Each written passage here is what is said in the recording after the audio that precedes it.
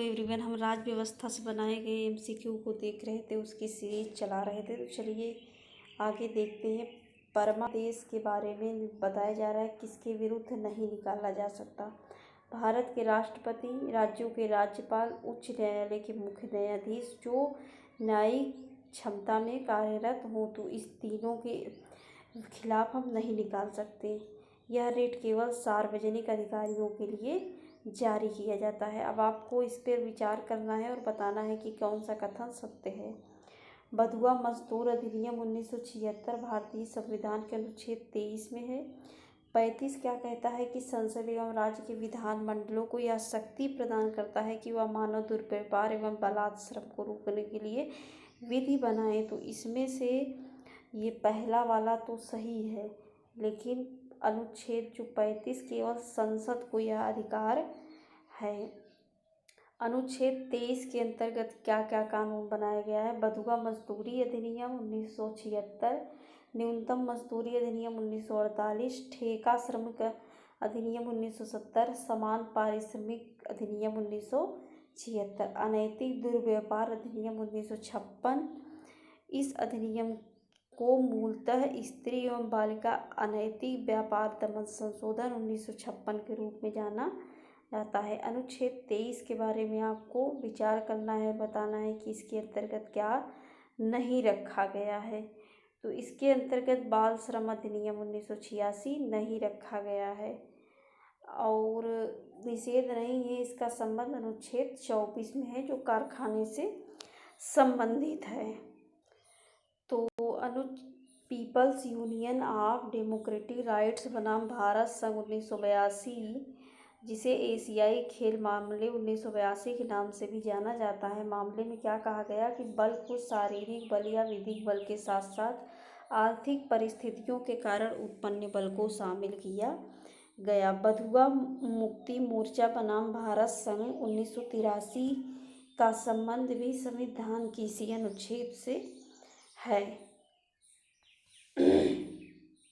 अगला प्रश्न है कि अनुच्छेद 14 के बारे में बताना है कि 14 वर्ष से कम आयु के बालकों को किसी कारखाने में काम करने के लिए जो रोक लगाई जाती है, तो उसमें कहाँ पर विधान है। भारत के संविधान और उच्चतम न्यायालय के निर्णय द्वारा, तो दोनों में है, दोनों में है। ये सब देख चुके हैं अभी हम। अगला प्रश्न है अनुसूचित जातियों और अनुसूचित जनजातियों जो अधिनियम 1989 है, तो इसको निम्नलिखित में से कौन से मूल अधिकारों को प्रभावित करने के रूप में देखा जा सकता है। विधि के समक्ष समानता, विभेद के विरुद्ध अधिकार, अस्पृश्यता का अंत, धर्म की स्वतंत्रता का अधिकार। तो इसमें से ऊपर के 3 तो देखे जा सकते हैं, परंतु चौथा नहीं, क्योंकि 1989 धर्म की स्वतंत्रता का अधिकार 25 से 28 को प्रभावित नहीं बनाता। अनुच्छेद 35 संसद को यह शक्ति है कि वह अनुच्छेद 17 में अस्पृश्यता के अंत के बारे में कानून बना दे। और संसद द्वारा अस्पृश्यता अधिनियम जो 1955 पारित हुआ, तो 1976 में इसका नाम बदल कर सिविल संरक्षण अधिनियम 1955 कर दिया गया। तो ये सन दिया जाता है। इस संबंध में 1989 में अनुसूचित जाति और अनुसूचित जनजाति अधिनियम 1989 पारित किया गया। इसमें मूल अधिकारों को प्रभावित करने में देखा जा सकता है विधि के समक्ष समानता अनुच्छेद 14, विभेद के विरुद्ध अधिकार अनुच्छेद 15(2), अस्पृश्यता का अंत अनुच्छेद 17। अस्पृश्यता के बारे में बताना है कि अस्पृश्यता शब्द को परिभाषित नहीं किया गया है, तो ये सही है। 1955 या सिविल अधिकार संरक्षण अधिनियम 1955 अस्पृश्यता शब्द को परिभाषित करता है। अनुच्छेद 34 संसद को यह शक्ति देता है कि इस विधि बना सकता है। तो इसमें से 2 और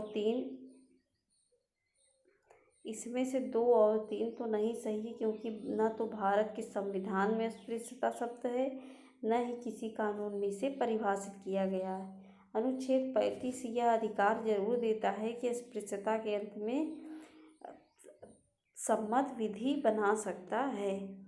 मूल अधिकार के बारे में आपको विचार करना है कि मूल अधिकार राष्ट्रीय आपातकाल में सीमित या समाप्त नहीं किया जा सकता। तो किसे नहीं किया जा सकता, तो 20-21 नहीं समाप्त होते और सब तो समाप्त हो जाते हैं। तो अनुच्छेद 20 क्या है, अपराधों के लिए दोष सिद्धि के संबंध में व्यक्ति को संरक्षण प्रदान करना।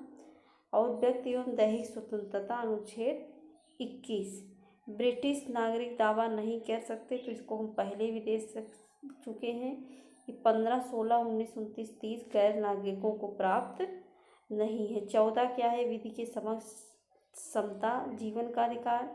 21 व्यक्तिगत स्वतंत्रता। 20 धर्म की स्वतंत्रता। 25 से 28 तक मूल अधिकार के बारे में आपको विचार करना है और बताना है कि कौन सा गैर नागरिकों को प्राप्त नहीं है, तो इसको हम देख चुके हैं। और यही सब है कि अनुच्छेद 29 अल्पसंख्यक वर्गों के हितों का संरक्षण, शिक्षण संस्थानों की स्थापना एवं प्रशासन करने का अल्पसंख्यकों का अधिकार। भारत का संविधान अपने सभी नागरिकों को धर्म की स्वतंत्रता का मूल अधिकार प्रतिभूत करता है। इस बारे में आप विचार करिए और बताइए कि इसमें से कौन सा सही नहीं है। तो यह अंतःकरण की स्वतंत्रता और धर्म को मानने आचरण करने की स्वतंत्रता देती है, सही है। यह अधिकार लोक व्यवस्था सदाचार की व्यवस्था का अधीन है। तो ये राज्य कोई भी ऐसा कानून नहीं बना सकता जो नागरिकों के इस अधिकार का निवारण करे। तो ये गलत है, क्योंकि 25 राज्य को इस बारे में कानून बनाने का अधिकार है। अनुच्छेद 21 के बारे में आपको विचार करना है और बताना है कि कौन सा कथन क्या है, सही है। तो यह अधिकार नागरिकों एवं गैर नागरिकों को प्राप्त है, तो इसमें से सब सही हैं। 15, 16, 19, 29, 30 को छोड़कर और सब दोनों को प्राप्त होता है। और राष्ट्रीय आपातकाल में इसे न तो सीमित किया जा सकता है, ना ही समाप्त। ये सब कई बार देख चुके हैं। जीवन जीने का अधिकार अनुच्छेद 21। और मेनका गांधी बनाम भारत संघ 1978 मामले में विधि की सम्यक प्रक्रिया को भारत में अपनाया गया। भाग 4 में राज्य के नीति निर्देशक तत्व अब आ गए। तो 35 से 51 तक प्रविधान है, तो 36 से 51 है, 35 से 51 नहीं है। और मूल अधिकार वाद योग है, नीति निर्देशक तत्व वाद योग नहीं है। मूल अधिकारों को न्यायालय में चुनौती दिया जा सकता है, लेकिन नीति निर्देशक तत्व को नहीं दिया जा सकता। और आयरलैंड से लिया गया है। नीति निर्देशक तत्व पर आपको विचार करना है कि बताना है कि इसमें से कौन सा उद्देश्य सामाजिक प्रजातंत्र की स्थापना, राजनीतिक प्रजातंत्र, आर्थिक प्रजातंत्र। तो इसमें राजनीतिक की कोई बात ही नहीं है। इसका उद्योग सामाजिक आर्थिक लोकतंत्र की स्थापना करना है, सामाजिक और आर्थिक न्याय को सुनिश्चित करना है। कल्याणकारी राज्य का आदर्श कौन है, तो राज्य के मूल नीति निर्देशक तत्व। भाग 4 में इसका उल्लेख है कि कल्याणकारी राज्य की संकल्पना के लिए ये बनाया गया है। इसमें मैचिंग कराना है, तो डायरेक्ट हम एक्सप्लेनेशन पर चलते हैं। तो 36 से 51 तक है। 36 में क्या है कि राज्य का वही अर्थ होगा जो भाग 3 में है। 37 में क्या है, यह सिद्धांत न्यायालय द्वारा परिवर्तनीय नहीं है, फिर भी देश के शासन में मूलभूत या आधारभूत और विधि बनाने में इन तत्वों को लागू करना राज्य का कर्तव्य है। 38(1) में क्या है कि लोक कल्याण की अभिवृद्धि के लिए सामाजिक और आर्थिक और राजनीतिक न्याय द्वारा सामाजिक व्यवस्था सुनिश्चित करना। 38(2) को 44वें संविधान संशोधन 1978 द्वारा जोड़ा गया और राज्य आय की असमानताओं को कम करने का प्रयास करेगा तथा प्रतिष्ठा, सुविधाओं और अवसरों की असमानता समाप्त करने का प्रयास करेगा। 1 से लेकर 51 तक आपको अनुच्छेद रटे होने चाहिए।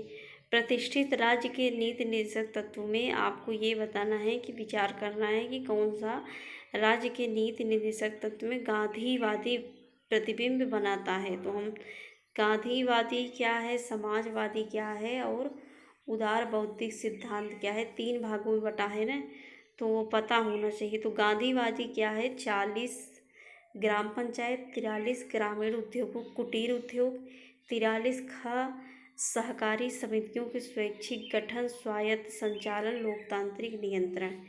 46 क्या है, अनुसूचित जाति और अनुसूचित जनजाति और अन्य दुर्बल वर्गों की शिक्षा से संबंधित है। स्वास्थ्य के लिए नुकसानदायक जो नशीली दवाएं, मदिरा जो राज्य प्रतिबंध लगाता है, तो किस अनुच्छेद के तहत, 47। गाय बछड़ा और अन्य दुधारू पशुओं पर बलि पर जो रोक लगती है वो कौन सा अनुच्छेद है?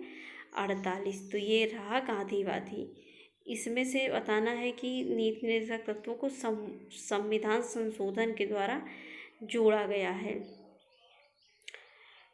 तो समान न्याय, निःशुल्क विधिक सेवा, उद्योग के प्रबंधन में कर्मगारों की भागीदारी, पर्यावरण संरक्षण, राष्ट्र, तो इसमें से सब जोड़ा गया है। और आगे का प्रश्न क्या है कि संविधान में काम पाने का जो अधिकार प्राविधान किया है कि तो बताना है कि इसमें से कौन सा सही है। तो ये मनरेगा जो है तो इसी के अंतर्गत आता है। मूल अधिकार या मूल अधिकार नहीं है बल्कि राज्य के नीति निर्देशक तत्व में आता है। और संविधान के अनुच्छेद 41 में चर्चा किया गया है, ना कि 46 में। अनुच्छेद 39 क्या कहता है कि बालकों को बताना है कि 42वें संविधान संशोधन 1976 द्वारा जोड़ा गया। तो बालकों को स्वतंत्र, गरिमा में वातावरण में स्वस्थ विकास के अवसर और सुविधाएं देना, तो यही जोड़ा गया है। तो आज के लिए बस इतना ही और कल देखते हैं। Thanks for watching this video.